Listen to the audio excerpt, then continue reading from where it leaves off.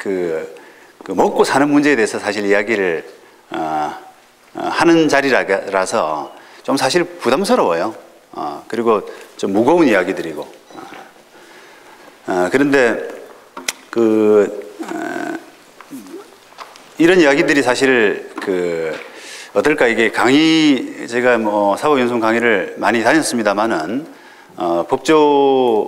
법조의 전반적인 분위기로 봐서 뭐 저 같은 이야기를 하시는 분들이 사실 많지가 않고, 그래서 오늘 여러분들도 저렇게 살아가는 사람도 있구나, 저런 변호사도 있구나라고 하는 부분을 아마 조금 느껴보시게 되는 그런 시간이 아닐까 싶습니다. 그래서 뭐 한마디로 오늘 강의를 좀 요약하자 그러면 조금 다르게 한번 법조 생활을 해보시라, 다르게 한번 생각해 보시라고 이렇게 말씀드리고 싶어요. 그래서 뭐 그걸 강조하는 차원에서 제가 이게 옷을 쪽팔림을 무릅쓰고 이렇게 입고 나왔어요. 좀 다르잖아요, 그죠? 저도 평소 입고 다니는 거하고는 달라요. 오늘 강의라서 이렇게 나왔는데 조금 어색합니다, 사실.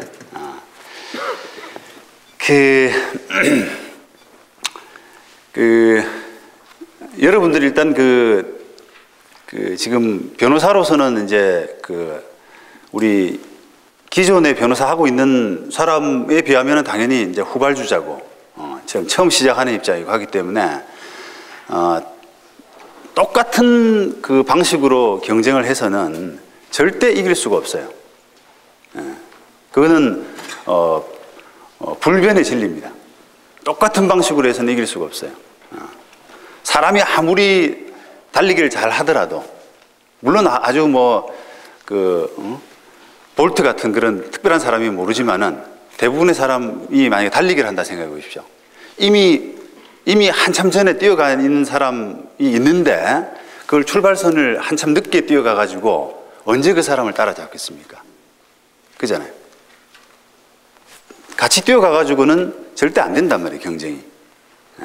그런데 제가 저도 이제 변호사들을 고용하고 후배 변호사들도 있고 합니다만은 새로 출발한 새로 출발한 법조인들이 경쟁하는 방식은 마치 그거하고 똑같아요.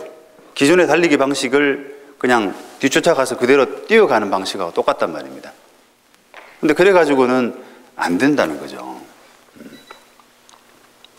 그러니까 뭔가 지금 다른 방식이 필요하다.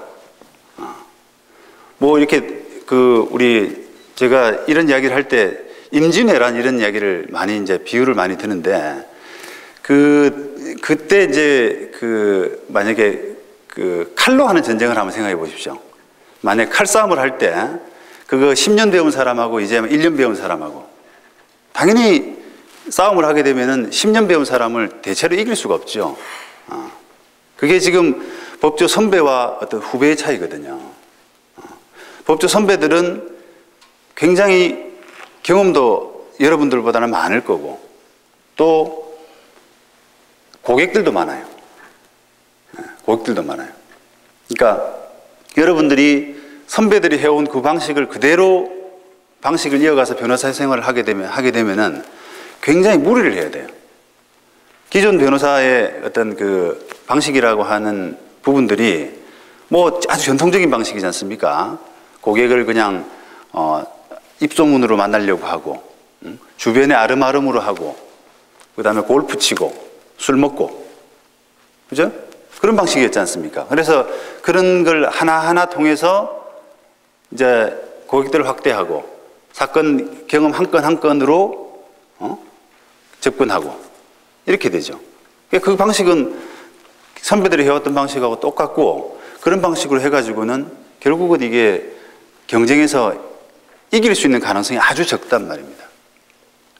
근데 그러는 이제 임진왜란에 칼을 쓰던 우리나라를 일본 외병들은 총 가지고 바로 들어왔잖아요, 그냥. 그죠? 총 가지고 들어와서 바로 단숨에 무너뜨렸거든요.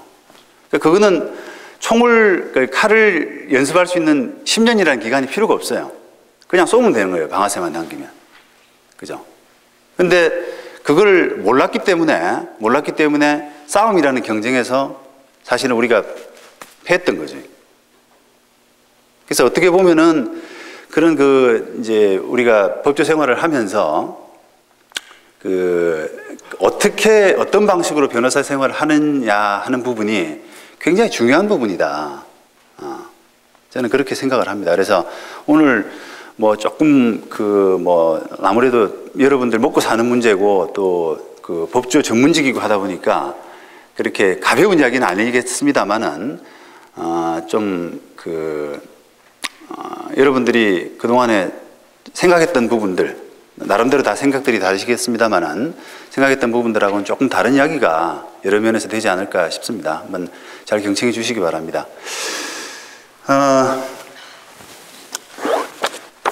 사실은 적어 놓은 부분들이 이론이랄 것도 없고요. 다 그냥 제 이야기들이기 때문에 여러분들이 이게 책 덮어 놓으시고 그냥 제 이야기만 잘 들으시면 돼요.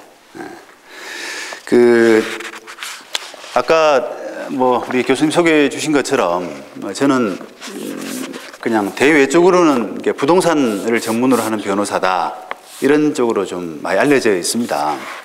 물론 다른 하나의 부분은 또 이 전자 시스템, 사무실 내 전자 시스템 이런 부분들을 좀 잘 구축한 이런 걸로도 알려져 있습니다만은 일단은 제가 변호사 업 자체로는 지금 전문화라는 부분으로 많이 알려져 있죠. 그래서 제가 변호사로 성공하는 법이라고 해서 제일 첫머리에 이제 전문화를 이제 올렸는데 우리 사실 다른 사람들이 보기에는 전문가라 그러잖아요. 변호사, 전문직 다 전문이란 말이 들어가는데 깨놓고 보면 우리 선수들끼리 보면은 조금 창피해요. 창피해요. 전문가라고 하기에 내가 전문가냐? 라고 하기에 다들 이렇게 자신이 없어들 합니다. 그거는 여러분들뿐 아니라 어느 정도 경력이 찬 변호사들도 마찬가지입니다.